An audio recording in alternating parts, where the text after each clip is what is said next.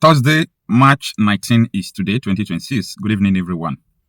What is that thing that Tinubu and so many elites in Nigeria know that we, the common people, the masses, are not aware? There is something that these people knows about that we are not aware. Stay with me in this video. Let's talk about this. And I want to start from talking about Tinubu's outing in the United Kingdom. Listen, it is awesome. Tinubu has been enjoying his visit in the UK, and I think if Tinubu is supposed to last like 90 years, this outing alone will make him to last 92 years. He's enjoying himself. He feel that he have arrived like in the UK, in the palace. The queen is here, the king is here. In fact, I have fulfilled my dream. Everything I want to be on earth have arrived. That is what could be going on in the mind of Tinubu right now. I think it is good for him as a person. Mind you, he is a president. I don't have personal issue with anybody. I have issue with people's policy or how people's policy affect humanity or how your belief affect humanity. That is what I am against. I don't have anything personally with anyone. Now, I saw the Minister of Finance of Nigeria signing something about a Apapa port with the UK, of which I know that the money will still go back to UK and the corrupt politician.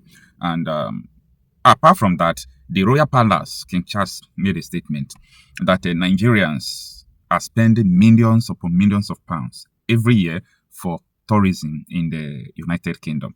Not even people are paying school fees. Like, he was just saying that Nigeria is contributing greatly to the economy of the United Kingdom. That is what he was saying.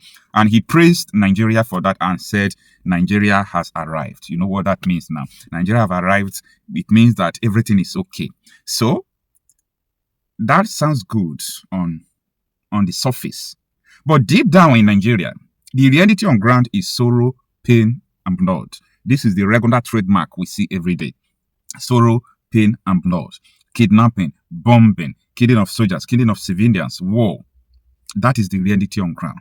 But this reality on ground is not seen among these politicians. Like this elite, not only politicians, including businessmen like Aliko Dangote, then Mubi Kubana, then this elite in Nigeria, what is going on in Nigeria doesn't affect them. Even though their brother just died on the war front, Boko Haram just killed their brother, you won't see it in them. Now the question comes that what is this thing that these people know that we don't know? There is something they know that is making them not to feel sorry about what is going on. Now, you see, Nigeria is at war. The soldiers dying in Nigeria outnumbered the soldiers dying either in Israel or America or Ukraine in this ongoing war. Then, someone would think, should Benjamin Netanyahu traveling at this moment to UK for ceremony? Will the new Iranian leader, supreme leader, the son of Ayatollah, though they said the missile have crippled him, he's in one place, but if he's okay, can he just travel to UK while the country is at war? Even at this moment, US is not at war, okay? But Donald Trump cannot just travel out for ceremonial something. Talk less of Nigeria, that your country, your home country, your soil is at war. You are there feeling like nothing is happening. There is something they know that you don't know. And what could that be? Number one, they have envisaged the end of Nigeria, where it is going to. They already have a roadmap where the Nigeria state is going to. Now, for me to tell you this, apart from the money Tinubu is giving to state governors, giving them a lot of money because they devalued Naira, I want to let you know that Tinubu is taking 90% of the development from the federal level to Lagos State. He knows the reason why he's doing that. You don't know, but he knows why he's doing that. This is not just all about I'm the president, let me work for my people because the presidency will leave Yoruba land tomorrow. No, that is not it. There is something the man knows that you don't know. And I think, in my own opinion, that these people believe that Nigeria is not going to remain like this. They have envisaged where Nigeria is going to. So because of that, no matter what is going on now, they already know that Nigeria is conquered. Their properties are in abroad, their doctors, everything is in abroad, and that is why any place they travel to, they see them as people coming from a rich country. But statistics don't lie. Even though not be statistic, we go chop, but statistics don't lie. You see, Nigeria is the number 4 most deadliest, most terrorized country on earth. But I think the statistic is rigged because I know Nigeria is the most terrorized country on earth. Then another one about the most dangerous country to live right now. Nigeria tops number 1. And if Borno State is a country, Borno State alone is also number 5 the whole world. I want you to go and check these statistics. Go and Google everything and verify for yourself. Also go to Nigeria Bureau of Statistics, owned by the Nigerian state, and understand the statistic of what is going on in Nigeria. Even though Tinubu doesn't even believe in statistics, he doesn't care. Like anything that is going on your own. He's not on social media. He said he don't read on social media that it makes his BP to go up. A president of Gen Zs, he don't read social media according to him because it will make his BP to go up.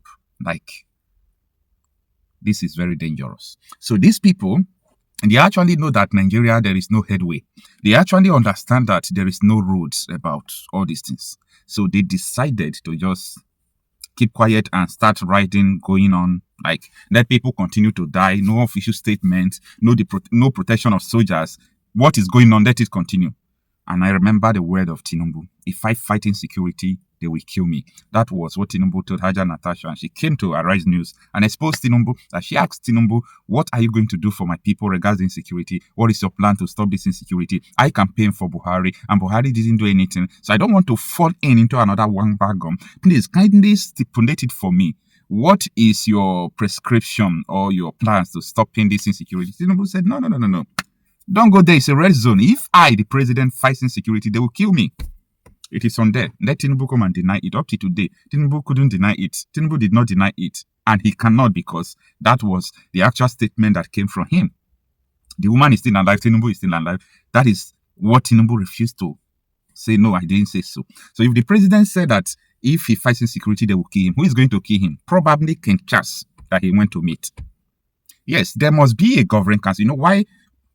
When I was in higher institution, there is something that a problem that might come between the student union and the vice chancellor, or they call them the Senate, student affairs, or if it's in the College of Education, provost, if it is in the Polytechnic, provost as well. So if the tension is very much between the student union and the school body, they will leave the school and go to the governing council. That is the state government if it is a state school. To Federal Ministry of Education if it is a federal school. So the governing council will intervene.